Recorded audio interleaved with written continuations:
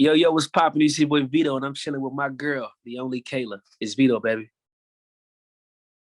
Today I have singer, multi-platinum songwriter Vedo with me today. How are you?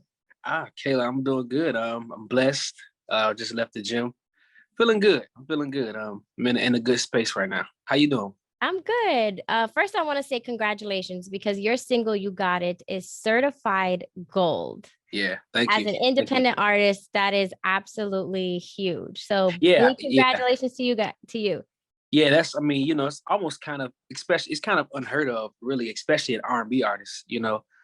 Going gold or going platinum for that. We actually are probably like 50,000 units away from platinum. So it's doing really well. But yeah, it's unheard of, man. So it's just a blessing to be in that category now, among artists that are certified gold. So it feels good. Yeah, and I know you're top 8 for radio also, so you are well Hmm. on your way. But one thing I want to know is that I'm sure your new fans and your new followers are like, they fell in love with your song "You Got It," which we will get into. But I'm sure they're like, wow, this happened overnight. But Yeah. I want to note that this did not happen Nah. overnight. You have been grinding for years. Yeah. You've released several albums prior to this last single and this last album. And you were even a contestant on The Voice. Yeah. So tell Yeah. me a So little bit about that. yeah, man. I mean, I definitely understand where people come from. People that are just now knowing who Vito is, it looks like an overnight success, right? But in actuality, I mean, I've been doing this over 10 years, literally consistent grind. Just kind of finding myself as an artist and basically undergoing artist development, personal development. And so, people that just not coming in, I don't blame them for thinking it's an overnight success. It's all good. Now they're here, so that's a good thing. But yeah, The Voice was one of those things where you had to be there. You know Hmm. what I'm saying? Like you had to be there to really understand what I was feeling, just a rush, butterflies. I mean, I learned so much on that show, from Usher, Adam Levine and Blake Shelton, just having conversations with these guys, man. Very insightful. Usher definitely very insightful. It was one of those things where I was like performing on stage in front of 15 million people. So that right there was a life changer in itself. I went from singing on YouTube to getting 100,000 views to actually having 15 million viewers. And so it was a blessing, man. It taught me some things about myself that I neglected to actually own up to. And it was one of the things was I didn't really trust myself. I really kind of in the music, when it came to music, I didn't trust myself when it came to like just following your gut and just doing what you feel. I always kind of tried to do things that I thought people would like instead of what I liked. You know what I mean? And I never forget I was on the show and Usher, after one of my performances, Usher, he called me backstage and was like, "Yo, man, you doing too much thinking on stage. You don't trust yourself." And I'm thinking to myself, like, how you know I was thinking? He said, "Because I can see it in your face." So I can see. He said, "I've been there before, man. That's why you didn't hit the note you were supposed to hit because you were thinking about it. You didn't trust yourself." And he was right. He was right. He was definitely right. And I took that little piece of advice and I implement that in every aspect of my life now. And trusting myself. I mean, when it comes to whatever, music, relationships, investments, whatever. You just have to trust yourself, man. You can't be afraid to um, dive into the unknown. And I think that's what I was scared of. Like, I wanted to always know what was about to happen, but in life, you never really know. And I think it's amazing how that moment, that defining moment for you came full circle. Because look at you Yeah, now, years yeah, later, and you can add this to your success, to your accolades. And you can always like have that in your mind. I had that yeah, experience with Usher, and you had that experience on The Voice, and now I'm sure with this new success, it's just it, full yeah, circle. man. It's yeah. I think everything happens at the right time. The Hmm. Voice wasn't meant to be that platform to blow me up. Right. Okay, I don't think now that I look back at things, I think it was basically a stepping stone to like let me know what I will be coming into shortly. you know, which is the fame and everybody, screaming your name and they want one pictures and everybody calling you, for this and that. So I think it just got me ready for that, you know? And even like I said, I still implement things I learned on the show to this day. So I think that's what God was trying to say. I don't think the voice was meant to propel me to the height that I am now. It was just timing. That's amazing. Now, I know you're from Michigan and then you later moved to Atlanta. Tell me a little bit about growing up in Michigan and then eventually transitioning to Atlanta. Growing up in Michigan, man, is tough. You know, it was definitely tough as a young Black kid growing up. You know, it really wasn't anything to do but get in trouble or stay in the house and play the game all day, and I didn't want to do that. But yeah, I mean, it was tough. It was growing up. I had my group of friends I hung with. You know, just even my mom raising 3 boys was definitely tough on her. It's been I've been homeless so many. I've been homeless. I was homeless most of my childhood. I can remember like only 2 times where we actually had a place to stay. You know what I mean? It was always kind of jumping from here to there. You know what I mean? And I never forget. My mom got a good job, a good paying job. We finally was able to get a spot, and she lost it, and then we had to move. You know, but it was growing up was tough, man. I think music was my escape from everything that we went through. I'm in Michigan. I watched my mom domestic abuse, like really, really like bad, you know. But I was young. I really couldn't do anything about it. But just to think back on the times, like now I know how I would never treat a woman because I saw that, you know. Man, it was. But don't get me wrong, man. Growing up in Michigan was beautiful and it was ugly. It taught me the harsh realities of life. And it also taught me the beauty of life, which is just family and being around people that love you. Because even though we were going through everything that we were going through, staying in shelters and this and that, we were always a close-knit family. Nothing ever broke us up. And my mom made sure of that, regardless of what. If we all couldn't stay here, she gonna find somewhere else to go because she didn't want to split us up. You know what I mean? But fast forward, I moved to South Bend, Indiana, where things really kind of got out of hand. It was like, all right, I was a little older. You know, the old folks say I was smelling myself.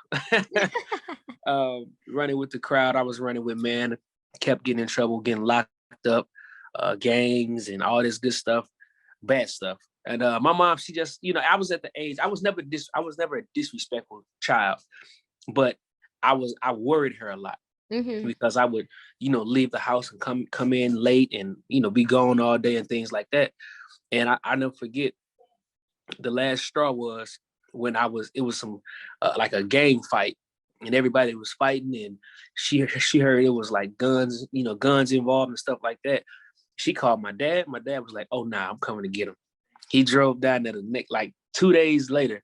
He drove down there from Atlanta. Came down. I thought he was just coming to chill and say what's up. I'm like, I didn't even know my mom had talked to him. So I'm like, all right, cool. Oh, Pops, what's up, Pop? Ooh.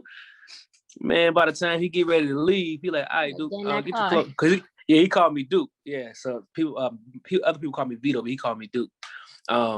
He was like, yeah, go on, put your stuff on, man. You going with me? I'm like, where we going? We're going to Atlanta. I'm like, huh? Literally out of nowhere. I mean, all my friends in the house. I literally just like, are you serious? I start crying like, dang, I'm gonna leave all my friends and this and the third. But it was for the betterment of me. Now that I look back, no telling where I'd be because all those friends that I was hanging with, only one of them is still a free man.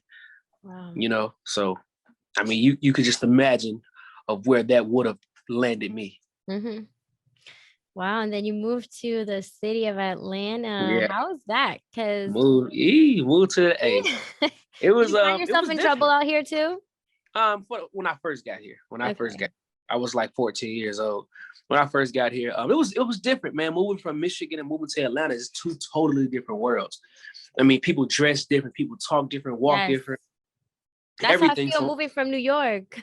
Yeah, it's like it's different. I had to kind of get used to it, man. And moving down here, my dad, his punishment was, I ain't buying you no name brand nothing.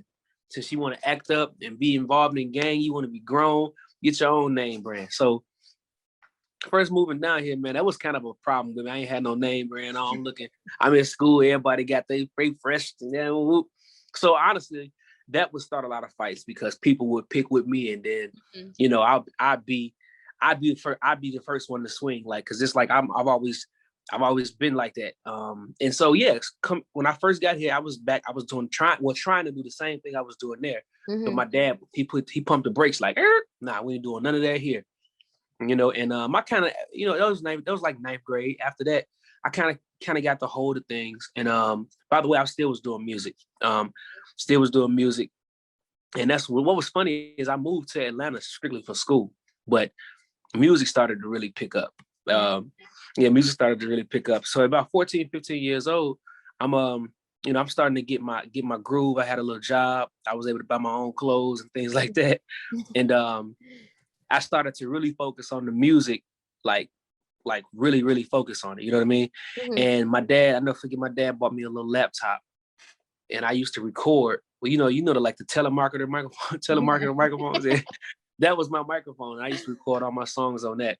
So 14, 15, 16. Then I started meeting, you know, people like B. Cox and Jermaine Dupri and Jonte Austin, all these R&B heavy hitters. All the while, I'm still working on my own self and my own stuff. You know what I mean? And man, Atlanta just opened the doors for me. Like Mhm. I just knew once I started to meet these people, and it was that easy to meet these people, I knew this was where I needed to be. Yeah. And it's funny because you mentioned earlier that music was your escape and Mm-hmm. your talent of singing is undeniable. But when you say that, were you always focusing on singing or was Mm-hmm. it songwriting or was it a little bit of both? It was just singing. Just I didn't really singing. stop. I wrote my first song at 12, but even then, it was just still me loving music and just wanting to sing. Mhm. It never really was. I never really focused on the songwriting like that.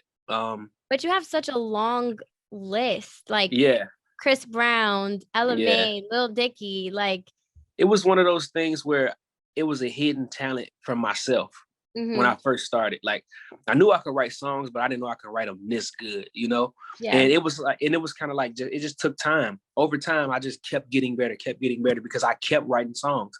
Mhm. You know, I've lost more songs than I have. You know, that's how many songs I used to write. Um, Who was the first person that you wrote it like, the big person that you wrote a song mm, for? And how old were um, you? I was, let me see, I was like, I think I was just like 17 or 18. Like 18. Yeah, I like to like 18, but Mhm. it actually wasn't an artist here in the States. It was an artist overseas, Korea, K-pop. Mm. And I did a song for EXO, which is like, if you're familiar with BTS, it's like Yes, EXO, then it's BTS. You know what I it's mean? huge. So, you know, those were the first big K-pop. And when I seen that check, I was like, yo, y'all want some more songs? Like, Right. and then because I never wanted to write songs for people. I wanted to keep them for myself because as a creator, you really don't want to give away your creations Mhm. to people who probably can't really relate to the song like you can, you know?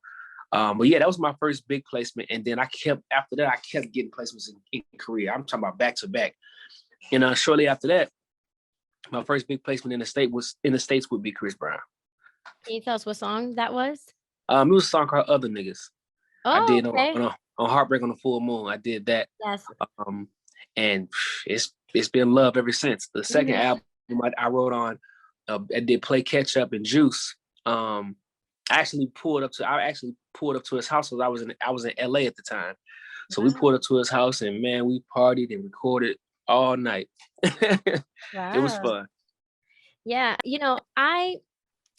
I recently, I think a lot of people sometimes forget the importance of songwriting because, Yeah. our favorite artists will come out with a song and we're like, "Oh my goodness, they did so amazing on this song," not realizing that there's a slew of Hmm. writers Yeah. who wrote the entire It's a song. team. And it wasn't Yeah. until my brother, he's actually a songwriter also, and he got into Hmm. songwriting, I want to say a few years ago, and sitting there and reading his music, and I was like, wow, like Hmm. this is really an art. And I feel like No, it is. songwriting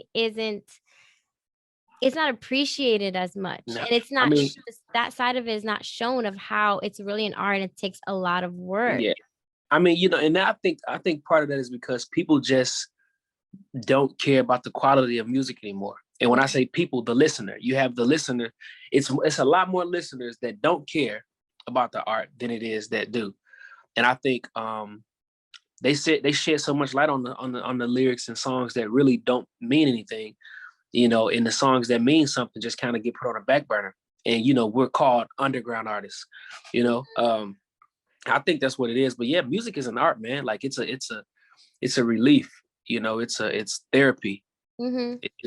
It's like almost kind of, like I said, it's almost kind of like going to a therapist, and talking to them. You talking to somebody, and, and they talk back. But when you songwriting, you just letting it out there. You just putting it out there. Nobody says nothing back, but you got it off your chest.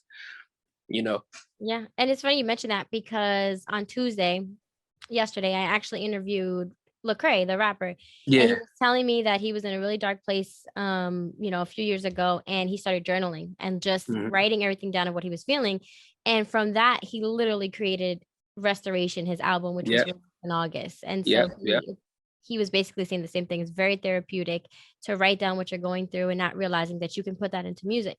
Yeah, I mean, it's poetry. It's poetry in different, just a different form of poetry, and I think that's the beauty of it, man. Songwriting can be, like, writing. When I wrote, like, even when I wrote "You Got It," man, like that song, I just knew it would touch people. I didn't know how. I didn't know to what capacity. I just knew it would touch people and help. Because people, like, music makes the world go round. If all the music in the world right now disappeared, the world probably would stop spinning.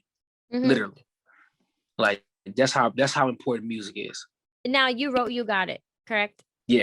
Now, do you write? You released 4 albums already. So, have you written every single song on those albums, or do you write majority of them? Let me see. I probably, out of all 4 albums, I know the first album, I wrote all that. The second album, wrote all of that.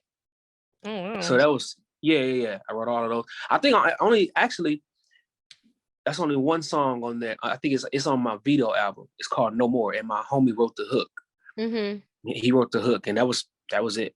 I mean, other than that, I write everything. Wow, that's amazing.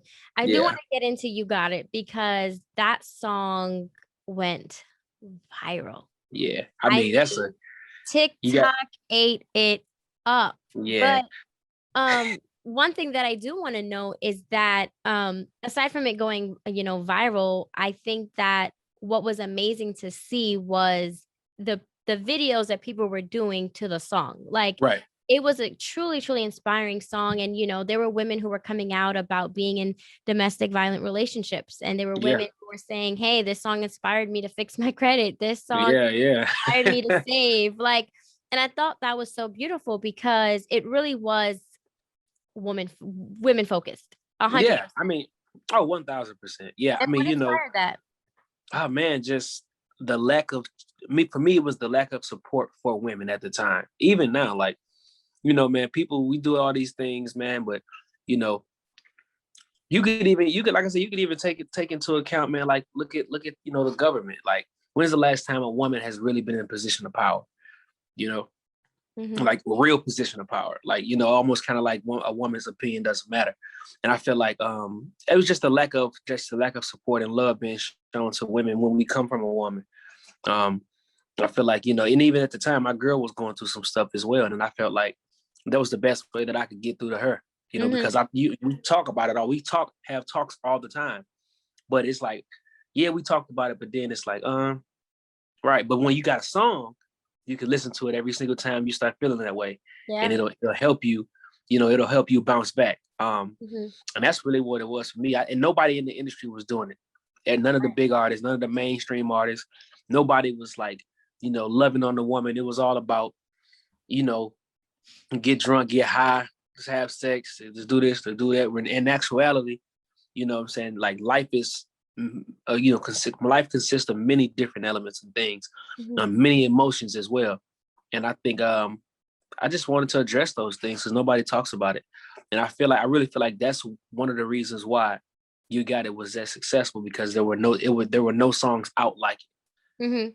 And now, what's your process when you go in to write a song? Like, do you have a specific process, or do you literally just pen and paper, just start writing? Honestly, what's funny is I don't even write. Like, I freestyle everything. Really? Like, I may jot down like a few lines in my phone, in my notes in my phone. Yeah. But other than that, once I get going, it's like I'm just freestyling. I might freestyle a line, freestyle another line, and might freestyle a whole verse. Like You Got It was a whole freestyle.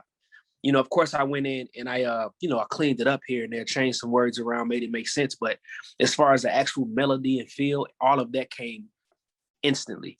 I listened to the beat for about 2-3 days.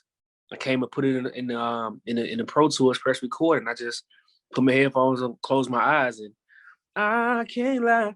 I just started mumbling stuff, and that's how it came. So you talented. Well, I do a little something. So now for You Got It, which is well on its way to platinum, you released a remix already, but you have another remix coming out this Friday with Bleu Vandross. Yeah. Tell me, how did that come about? And I'm really looking forward to that. Yeah, it's gonna be hard. Honestly, man, he just heard the record and liked it. It was like, yeah, I want to get on it. We're both kind of in that same position right now with his record. Still Mine, You're Mine Still, which is absolutely crazy right now, like 2 or 3 times platinum. But he's on Billboard, I'm on Billboard. We both got records, climbing the charts. It's like, we just want to support each other, man. I really appreciate that, for him to even reach out like, yo, man, I want to do a verse on it. It's like, man, because you got a song with Drake. You don't need to do no song with nobody else. Right. You know what I mean? And I thought that was cool, man. But he just reached out and wanted to do it, man. Just genuine. And that was dope. But he murdered it. And I think that's how him and Drake got together. Drake slid in his DMs, like, I want to hop on this. The song is fire. So yeah, I mean, and that's usually how it happens, man. What's crazy is, I don't really believe in charging artists that, could possibly. I would say that could possibly, introduce me to a different audience. You got some of these people out here be charging $500,000, like, no, bro. Like, what's gonna happen is we're gonna do this song together, and this song gonna blow up, and it's gonna make both of us a lot of money. Right. Because I feel like people put money in the way of things, and you can really be stopping something if you just because somebody ain't got the money to pay you to get on their song. And I've literally, it's been that sometimes, like. It's been a song where somebody came in, when somebody that wasn't known, of course. Somebody came and asked me to do the song, but couldn't pay me, didn't do it. Next thing you know, I hear the song everywhere. Like, oh shit, I'm supposed to be on that song. So I just kind of vet every situation now, because you never know what, blessings come in many shapes and sizes. One thing I noticed with your albums is that you don't really collaborate with a lot of people. You do have some collaborations, but it's not many. Yeah. Do you see yourself in the future working with more artists, or do you kind of want to maintain? I definitely want to work with more artists. This next album that's coming out, I got like 3 or 4 features on there. Really? Can you I do. say with who? I can't say with who though. Not even one. Nah. Well, let me see. Well, Jacquees. I got Jacquees on there. Oh, okay. See that. But honestly, Jacquees man, I'm gonna be honest with you. I think that's gonna be a good collab. Yeah, it's gonna be dope. I think just the song that we got. It's when I tell you TikTok is gonna eat it up take again this and run with it. Oh my goodness. But and I'm gonna be honest with you with the reason why I don't have that many features on albums. Right? People just don't hit back. People just people look at you like, oh. He got a little fan base. You know what I mean? Yeah. Now people hit back. People hit me before I hit them.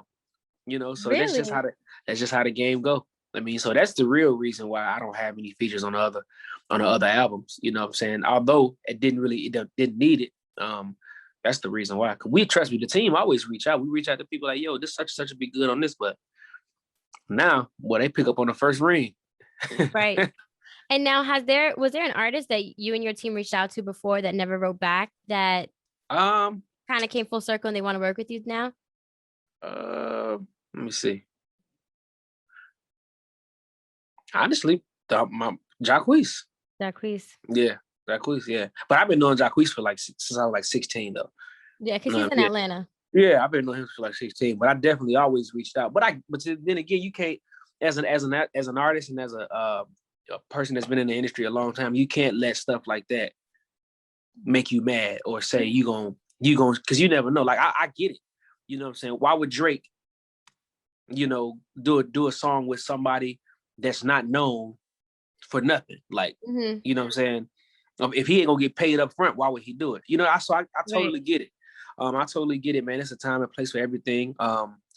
You know, everything happens at the right time. We me and him, we're supposed to collab on this album. We're supposed to. I think the stars are aligned, and every other collab on this album was supposed to happen. Mm-hmm. And do you have a release date yet for that album? No, well, probably the next couple months. We're gonna release some singles soon though, but the actual album probably next another couple months. Got to actually, I'm in the process of doing a photo shoot, getting the artwork and all that stuff made too. So once we get all that done and get all the clearances and things we need, I'll be releasing that date real soon. Mm-hmm. Now, in this era of social media and TikTok, where things are going viral, and TikTok is literally catapulting some people's careers Yeah. and turning their songs like, gold, platinum, like it's going insane. Do you find yourself, because your song was one of them that literally went crazy viral on TikTok and on social media, when you go into the studio now, because I've noticed from certain artists that because TikTok has that power, they're kind of going into the studio and making a song for TikTok. Like literally, you can tell, like, okay, this is definitely a TikTok song, or they're making a dance to their song so it can go viral. When you go into the studio, are you doing that kind of same thing, or you just saying, I'm gonna create a song if it goes viral? Yeah, I'm just gonna create a great song. You know, and I think the song will do what it does. You know what I mean? The universe will have its way regardless. But I definitely am not going in the studio talking about I'm gonna make a TikTok song. No, that totally diminishes the whole everything. I'm in the studio trying not to be too deep because it's for TikTok, or like, nah, I'm gonna make a quality record, you know, and TikTok is gonna accept it the way it is. Now, this past year has been absolutely insane with COVID-19 and, everyone in quarantine.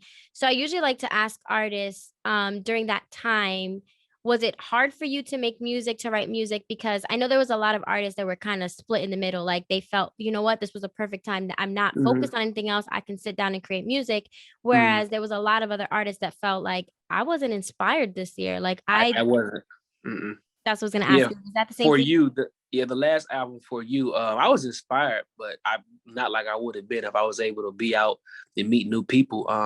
The biggest inspiration for that was, my girl and my baby, my newborn. Like that was all the inspiration I really needed. But I wasn't inspired by anything outside at all. And that's usually how I get my inspiration, is like actually meeting people. Like, I go to the bar somewhere and kick it, get a hookah or something, and talk, sit next to a whole stranger and have a whole conversation with a stranger about whatever, But I mean, I feel like that's great. That's a great thing for development and just your thought process, and not because I'm a very open person, and that's how I, like I said, for you, man, like before COVID hit, I was already working on it, and like certain songs on there actually came from conversations I had with other people. Like for example, equal. I was having a conversation with somebody about finding someone that's your equal. But even if they're not your equal, they're close to it. Or you know what I mean? Like it's almost kind of like it's like, you don't want to be this person here trying to take care of somebody, while you're still on the rise as well. You just gotta find your equal and help build each other.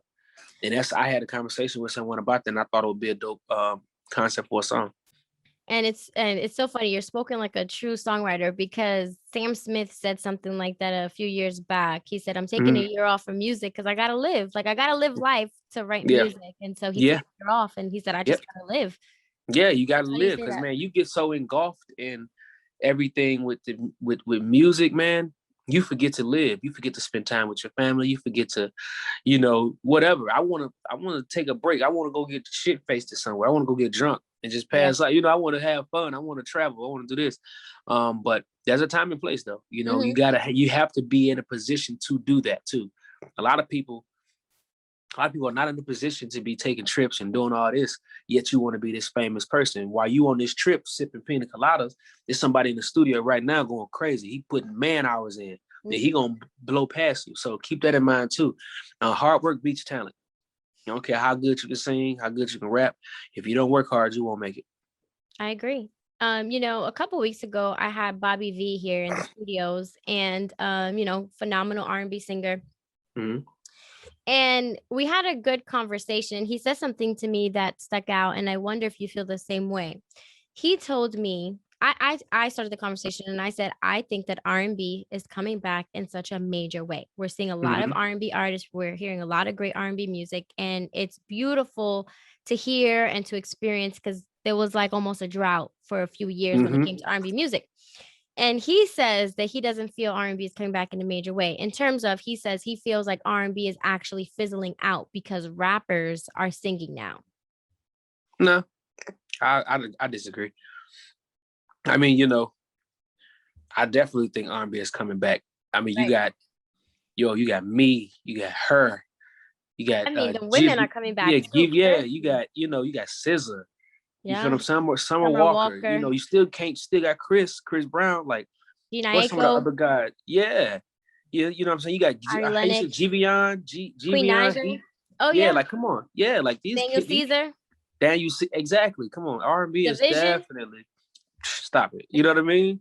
We definitely coming back. I think that I would now if you asked me that if you would ask me that a year ago, I'd probably Mhm. be like, yeah, kinda, but I'd be like, yeah, but I'm trying to save it. But no, now I really feel like people are starting to really pay attention to R&B now because now Yeah. it's like, you got all these records coming out and these are great records. The rappers, y'all got y'all lane. Let us have our lane back. Right.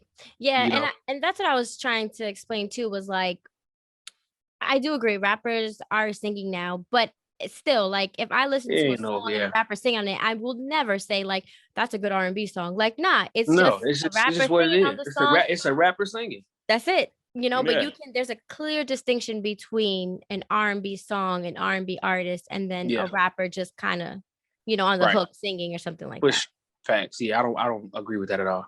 Yeah. A year ago, yeah, but no. Hmm. Well, one thing I also did want to ask before we wrap up is that, earlier you spoke about, your struggles with being homeless, you, your mother, your brothers, your family. Mhm. How is it for you now, seeing all the success that you have and being able to really take care of your family now, Mhm. provide a home, and now you have a baby? I always say, man, I will never. I'm never gonna go broke. I'm not going broke again because I want my kids and my family to go through what I had to go through coming up as a kid. But man, it's every day I wake up, I'm thanking God, like thank you for allowing me to take care of my family. And if my brothers call on me and need something, I can do it. I can help them. Hmm. And man, it's just such a gratifying feeling. It's just such a blessing to be in that position, given where we come from. So yeah, I mean, I can't thank them enough. And um, it's important to like, cherish your blessings too, because God, He'll take it away. He'll take it away. And I think,